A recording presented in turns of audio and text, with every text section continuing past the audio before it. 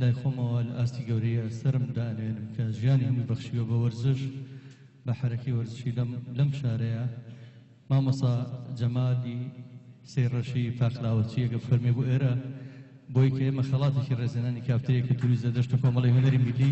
کە خەڵاتەکانی ئێمە بەڕاستی لە ئاستی گەورەی گەورەکانەیە داوا لە بەڕێزان لە دژی ئۆڵۆمپی نازانم کامیانە فەرمون مامۆستا ئازادە فەرمێ کاک جەمال لە فەرمێ بۆ پێشکەشتنی و خەڵاتە با بفەرمێت ئەگەر جانە بشێ نەخێر خەڵاتەکەی ئێمە داواکەین هەر یەکێک لە ئێوە پێشکەشکە ئەگەر ئێوە خەڵاتی خۆتان پێیە هیچێک لە بەڕێزان فەرمون خەڵاتەکەی ئێمە هەموو جارە گەورەی فەرمون بە ئێوە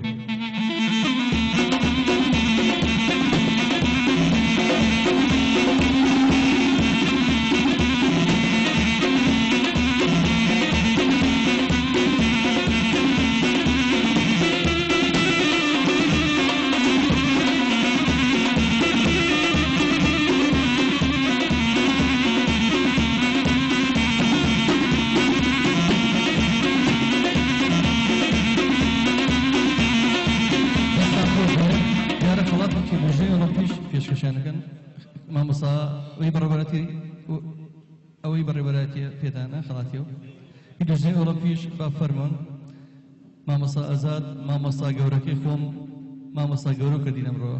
مامۆستا ئازادێکێکە لە مامۆستا خۆشەویستەکانی ئەم شار کە مامۆستای منیش بووە گەورە کردین ئەمڕۆ ئەوەشم خەڵاتێکی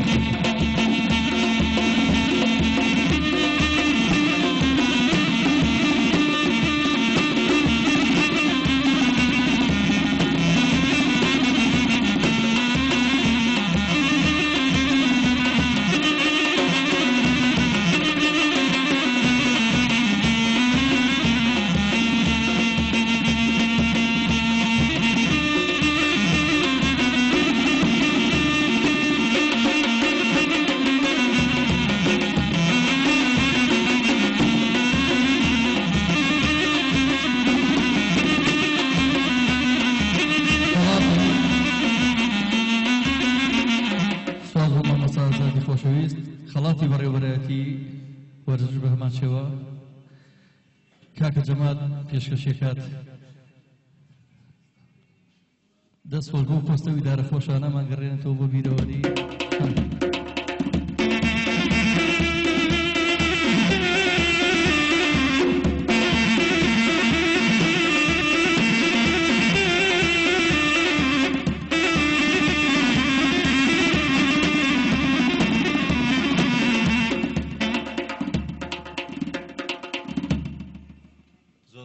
سپاسی ئامادەبوونتان دەکەین ئەمە سپاس کاک جەزا و خانە کولتوری زەردەشتەکەی کاتوانیان لە ئێوارەیەکە ئێوارەی پاییزی شاری سلێمانی و پایتەختی ڕۆشنبیری سلێمانی وەرزش و هونەر جارێکە لە ئامێزی یەکتریا و ڕێزلێنان بۆ کاک جەمالی سەیڕەشی وەکو وەرزشکار وەکو دراماکار وەکو شارۆکار لە شاری سلێمانیە کە ئەتوانم یەکێک بووە لە وەرزشکارەکە دێرینەکانی شاری سلێمانی و یاریزانی هەڵبژاری سلێمانی و منتەخەبی عێراق لە سەربازی و لە یانەی فتوۆی مۆسڵی ژیاری کردووە لە هەڵبژاردەی سلەیمانیش و لێرەوە ئێمە درود بۆ گیانی پاکی مامۆستا حسێن عەلی ئەنێری وەکو وەرزشکاران و هیوای تەمەند درێژی بۆ کاک جەمال نەخوازین ئەمە داوای لێبوردنەکەن ئەگەر بەجێتان بێت لە حەزمانەکەن لە خزمەت مقامەکان و گۆرانیەکانی مامۆستا حسێن عەلیە دابنیشین و گوێ لێ بگرین بەڵام ئیلتیزامی شێمانەیە زۆر سوپاسانەکەین جارێکە سوپاس بۆ کاک جەزا بۆ قاوەخانەی کولتوری ئینشاڵڵا جاری کرد بە بەردەوامە بین لەم کارانە چەندی وەرزشکاریکە وەرزش و هونەر کولتوری ئەم شارە و ئەیسەلمێنین کە سلێمانی بە وەرزش و هونەرەوە پایتەختی ڕۆشنبیریە و ئەوەش دووبارەکەین و زۆر سوپاس بوو بەسەر چاو زۆر سوپاس بۆ کاک جەمال و دژنەی ئۆڵۆمپی و بەڕێوەبەرەتی وەرزش سوپاستانەکە مەگەریەوە کات ئیشی ترتان نەبێت لە خزمەتانەین ئێستا کاتێەوە هاتووە وەکو قاوەخانەی کولتوری زەردەشت ڕێزدا خانەوادەیەکی هونەری دێرین کە وەکو باسم کرد نازناوەی کوردستان بوونی کەرکووک لە کەرکووکی خۆستی کوردستان کاک جەمال کوڕی هونەرمەندی نەبەر حسێن عەلی داواکارم بە چەپڵە ڕێزان فەرمێ بۆ ئێرە دەژێت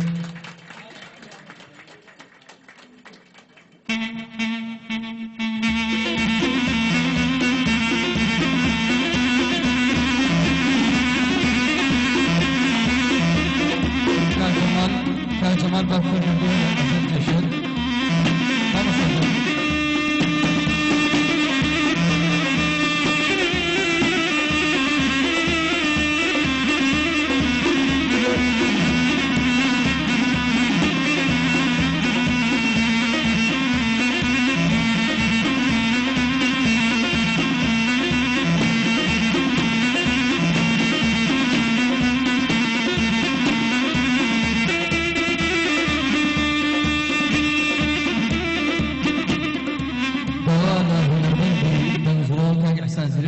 خەڵاتەکەی مە پێشکەش بکا بە کاک جەمال کوڕی هونەرمەندی نەمر حسین عەلی دیار کاک ئیحسان هیچێک راوەنی کە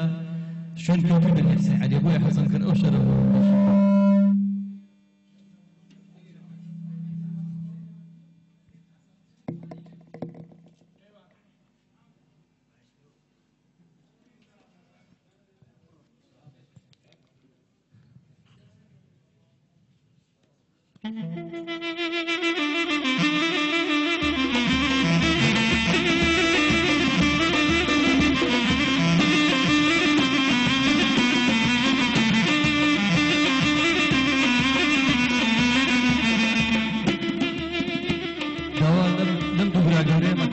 خەڵاتەکانیان وەرگرتووە گەدێکی بەوتەیەکی کورتیش بێ خۆیان بەڕاستی من نەمزانی یعنی ئەم شوونە بچکۆلە و قنجان ئەم شتە جوانەی لێ دەرچێت حەقیقەتەن بەڕاستی دەستخۆشیتان لێ ئەەکەم دەستخۆشی لە قاوەخانەی کلتوری زەردەشت بەتایبەت ئەو برادەرانەی کەوا هەستان کاک جەزا و برادەرەکانی ئەو تیپی مۆسیقای جوانە و هونەرمەندانە زۆر سپاسان ئەەکەم و زۆر خۆشحاڵ بووم کەوا لە شارێکی وەکو سلێمانی پایتەختی ڕۆشنبیری کوردستان ڕێز بگرێت لە هونەرمەندە دێرێنەکان کەوا پەنجەمۆرێکی تایبەتیان هەیە لە کەلتور و لە سیمای هونەری کوردی ڕەسەنی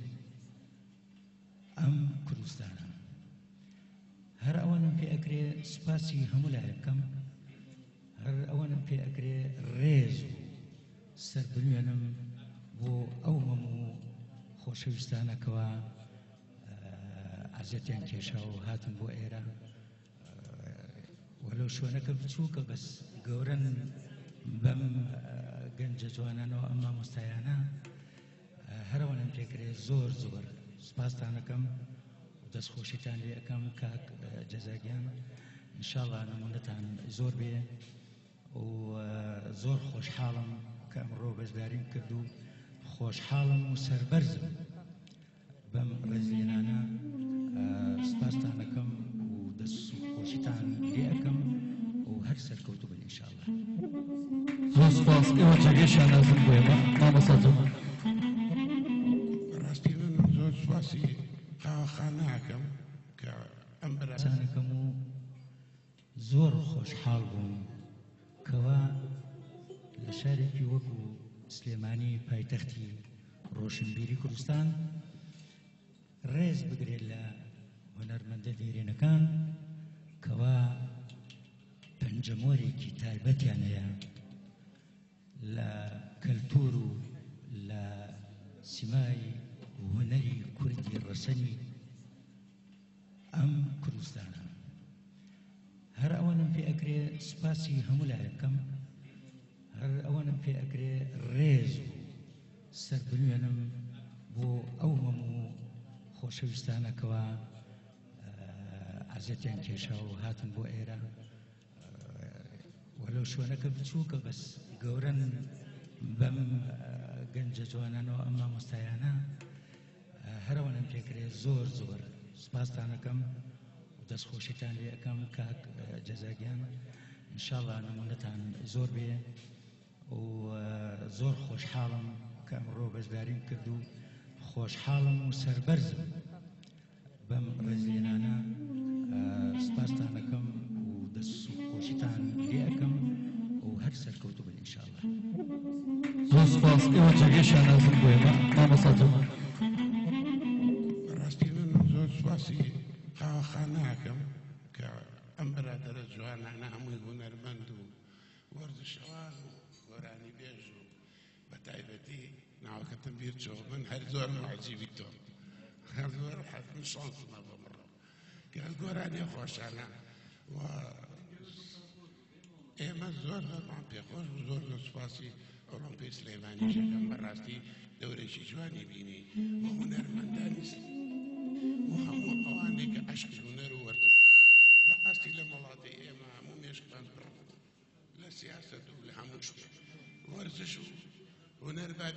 پێشەوە چونکە هیچ زەرێکی لێ بکەن ئێمە لە مناڵیەوە من لە ساڵی 61 هونەرم کردو لەسەر قاعەی تەربیەکە وەختە مەعاریفی سلێمانیان شانۆنەمە لە سلێمانیان بەهی مەکتەبەکە کە وەختێ وەرزشمان کردو تۆپی پەڕۆمان پێ بووە چونکە دڵمان خۆر سیاسەت دوور بین لە سیاسەت وەرزش دوور بکەین لە سیاسەت ئەمە بەوەرەویە بەڵێ ئەمان کرد تا ئەو کاتە خۆش بوو ژیان دڵخۆش بوو و ئێستا شیوادارم گەنجانمان گەنجەکانمان هەمووی خەریکی وەرزش و هونەر و ئەو شتە جوانانە بن گۆرانی و ئەمانە بەڕاستی من سەری نەوازم بۆ هەر هەمویان دانەوێنم لەگەڵ وەرزشیشە بە تایبەتی من زۆر سوپاسی قاوەخانەی زەردەشت دەکەم و هیوادارم دایمە سەرکەوتوو بوون وەشتی بە دوا بێ زیاتر زیاتر و زیاتر من زۆر سوپاسی ئەورانە هەر هەموو کەناڵەکان بخێر بن سەرهەردوو چاوە زۆر سوپاسیان لەگەڵ من مەمنونم کار پێویستان بێ زۆر سپاسان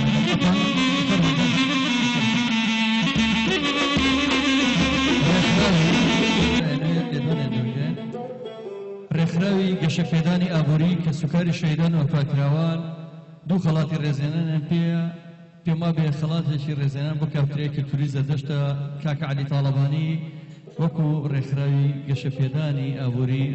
شەیدان و ئەنفال کە بەڕاستی ئەو خەڵاتە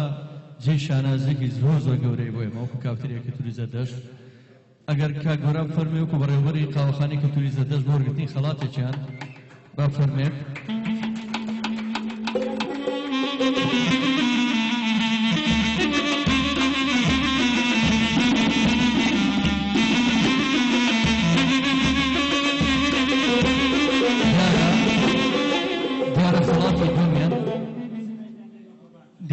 خەڵاتی دووەمیان پێشکەشیان بە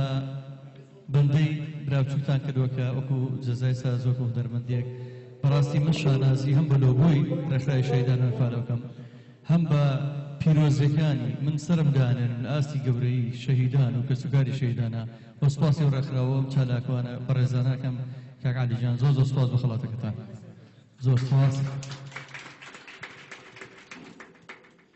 دیارە ئێمەش وەکو ڕێکخراوەکەمان بەڵێنمان داوە هەر کەسێک ماندوو بێت و هیلاک بێت بتوانێت خەڵاتی ڕێزەنای بن شەرت نییە هەر کەسێ و هەر مدی دایرەیەک لە شوێنێکا کە خزمەتی کە سوکاری شەهیدکە ئێمە بەڵێنمان داوە پارێزەرێک بین بۆ کە سوکاری شەهید لێرێشەوە سەری ڕێز و ناوازی بۆ هەموو شەهیدانی ڕێگەی ڕزگاری کوردستان دانوێنن دەستخۆشی بۆ کاک جەزا و بۆ کافتریاکەیش بە هەمیشە چوارشەمانەیەک ماندوو دەبن هونەریش جێی خۆیەتی کە ڕێزی لێ بگیرێت سوپاسانەکەم بە هیوای سەرکەوتن سوپاس بۆ ئێوە تێکۆشە سوپاسانەکەم کاتی ئەوتۆ گوێویستی گۆرانی مۆسیقا بینەوە مامۆستا وەرزشەوانە دیێری نەباسی کرد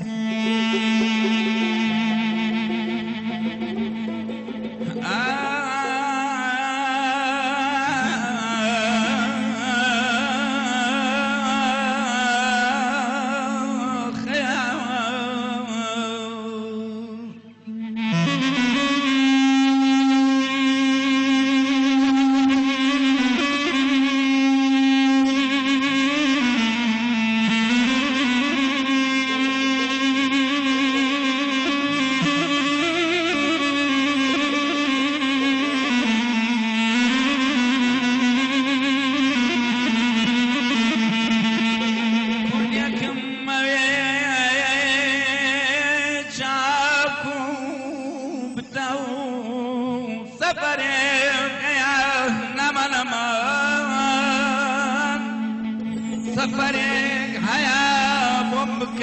بشم دا دا دا دا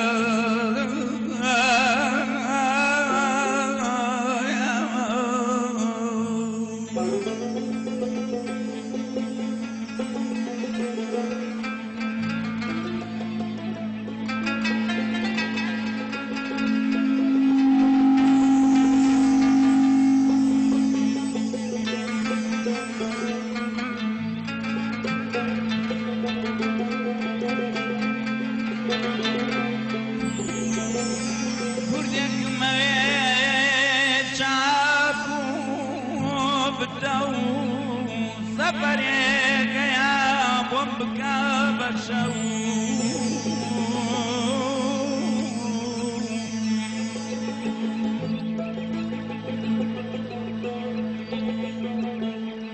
شێتانە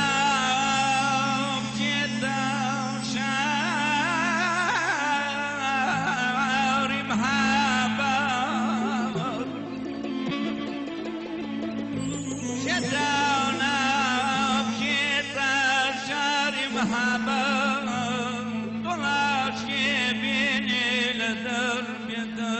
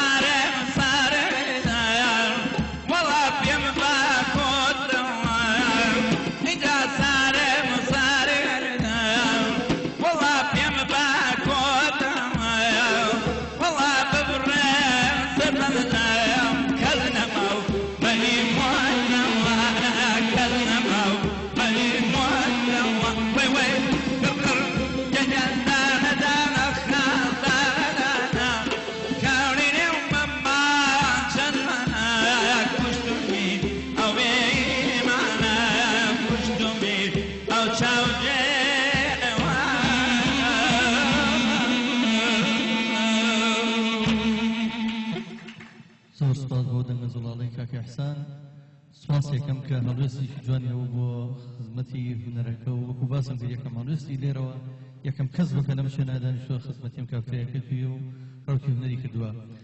گەنجێکی لاوی خوێنگەرم کە بەڕاستی ئێمە هەموو کات دڵخۆشین بە گەنجەکانمان کاک یوسف سەعید لەگەڵ کاکە ئاکامە چەند بەرهەمێکی ناوازەی زۆر بە دەنگێکی زوڵاڵێکی فرسۆز گوێبیستێ بین بۆ یەکەم جار زۆر کەس هاتووە لێرە لەم جێگەیەوە دانیشتووە ئێستا سپاس بۆ خوا کە لێر ئێستا بوون بە ئەستێرەیەکی زۆر دیار کە یەکەم دەرکەوتنیان لەم کافتریەوە بۆ بە سیڤی یەکەم بەرهەمیان هیوادارم کاکە یوسف هەرچەندە پێشتر و ئەزموونی هەبووە لێرەوە گوێبیستی بنەوانی کە بەدەنگی ئاشنا نەبوون جان چەند دەنگێکی زوڵاڵ پێشکەشکەم کاک سەمەدی سازیار ئەمە جێگەی شانازیە بۆنەکەوەیە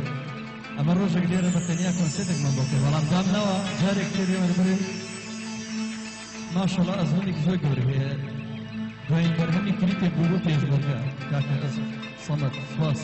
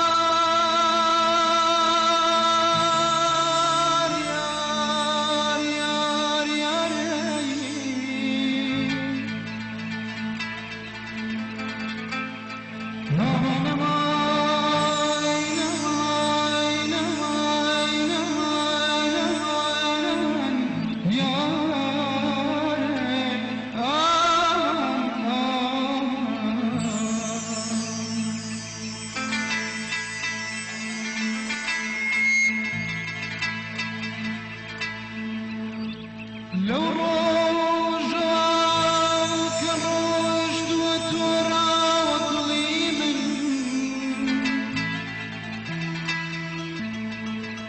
لو روجا كروشت وتورا وظليما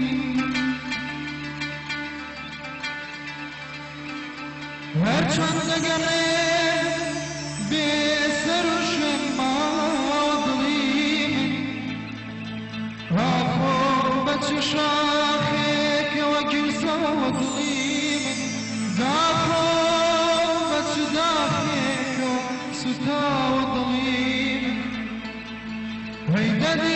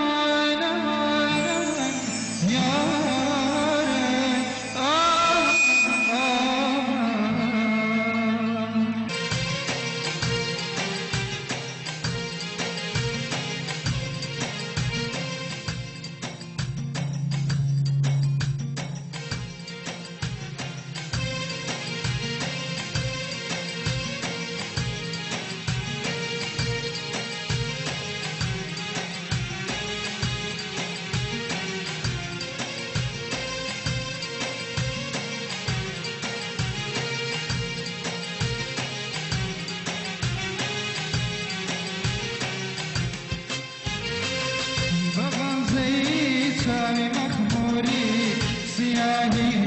مسمي وي سياهي مسمي بما تشيلي مستني لانواعي مزيكني وي لانواعي مزيكني درازا بند سخمية لقواري باهي لقواري كتشي ناسي لسردانا لسيري بابي بيترني وين سيري بابي بيترني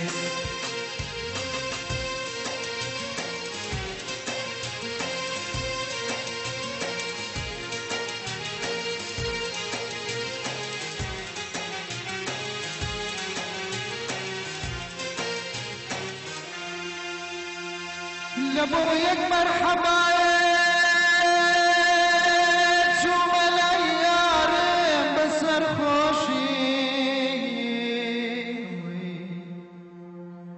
نكامي خسر رخصاري بجاري